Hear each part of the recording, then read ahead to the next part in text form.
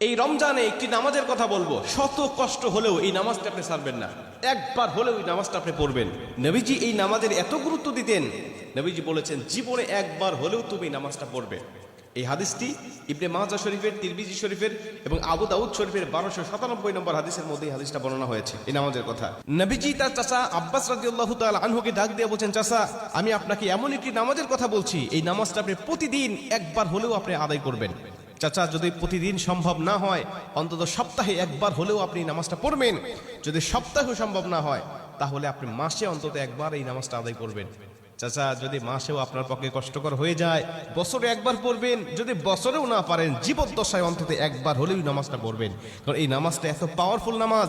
এই নামাজটা আদায় করার কারণে আপনার প্রকাশ্যে অপ্রকাশ্যে যত গুনাহ করেছেন, আপনার ইচ্ছায় অনিচ্ছায় যত গুনাহ করেছেন, আপনার অতীত জীবনে যত গুনাহ করেছেন, সব গুনাহ আল্লাহ আপনাকে ক্ষমা করে দিবে।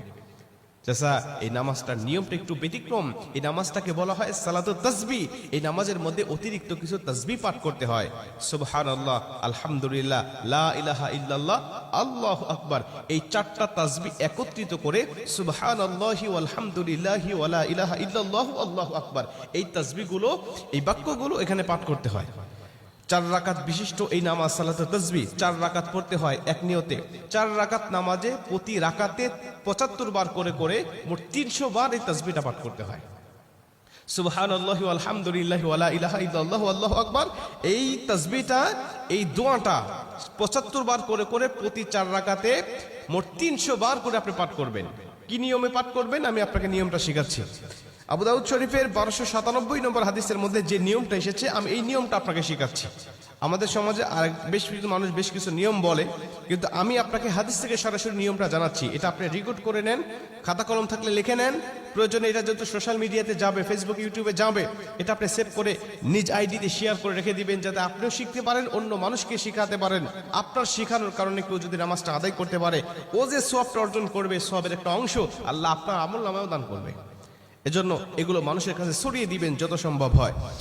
আপনি প্রথমে যখন নামাজটা শুরু করবেন, নিয়ত করবেন, নফল নামাজের নিয়ত করে অন্যান্য নামাজে যেভাবে সানা পাঠ করি আপনি সেভাবে সানা পড়বেন।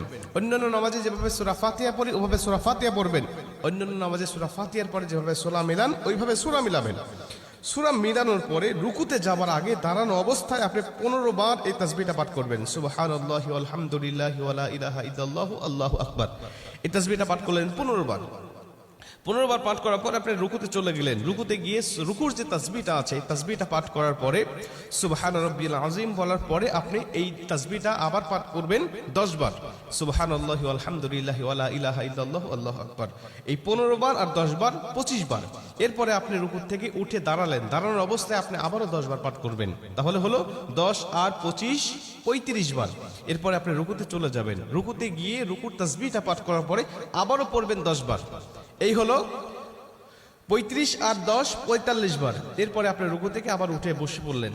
বসার পরে আপনি আবার পড়বেন 10 বার। 45 আর 10 55 বার। এরপরে আপনি আবার রুকুতে চলে যাবেন। রুকুতে গিয়ে রুকুর তাসবিহ পাঠ করার পরে আবার পড়বেন 10 বার। এই হলো 10 আর 55 65 বার। এরপরে রুকু থেকে যখন উঠবেন, উঠে প্রথম রাকাতে আপনাকে দাঁড়াতে হবে, না দাঁড়িয়েই আপনি বসা অবস্থায় আবার 10 বার পাঠ করবেন। এই হলো 65 আর 10 75 বার। দ্বিতীয় রাকাতে ঠিক একই নিয়মে, তৃতীয় রাকাতে ঠিক একই নিয়মে, চতুর্থ রাকাতেও একই নিয়মে, এই 4 রাকাতে 75 বার করে করে যখন 300 বার পাঠ করে আপনি সালাম ফিরিয়ে নামাজটা শেষ করবেন, সালাতুত তাসবিহ নামাজটা আপনার আদায় হয়ে গেল। এই নামাজ শেষ করে আল্লাহ পাকের কাছে আপনি দোয়া করবেন, যেভাবে ইচ্ছা চাইবেন আল্লাহ পাক আপনার দোয়াটাকে কবুল করে নেবে। আমরা দেখেছি বেশ কিছু পিকচারের মধ্যে, বেশ কিছু জায়গায়, বেশ কিছু লেখায় আপনি এই নিয়মটা বর্ণনা করার পাশাপাশি একটু ব্যতিক্রম বর্ণনা করা হয়েছে, যে শেষ রাকাতে সেজদা থেকে উঠে বসে না পড়ে রুকুতে যাওয়ার আগেই মোট 25 বার পড়তে হবে। অর্থাৎ রুকুতে যাওয়ার আগে 10 বার আর সানা পড়ার পরে 15 বার। এই নিয়মটা বর্ণনা করা আছে, কিন্তু হাদিস শরীফের মধ্যে আমি যেটা বললাম এই নিয়মটা বর্ণনা করা আছে। অতএব এই নিয়মে যদি আপনি নামাজটা আদায় করেন, আশা করা যায় আপনার নামাজটা কবুল হয়ে যাবে।